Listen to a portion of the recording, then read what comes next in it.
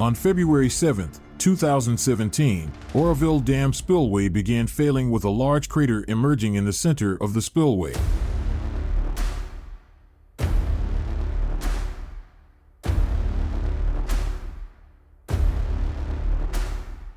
In April, Iraq Associates was added to the Emergency Response Management Team to provide UAS services for monitoring on both emergency recovery and replacement phases of the Oroville Dam Spillway Replacement Project.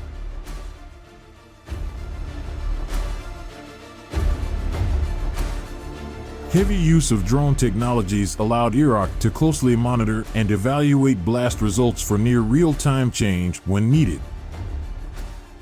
Regression analysis was employed to monitor blasting vibrations around critical structures.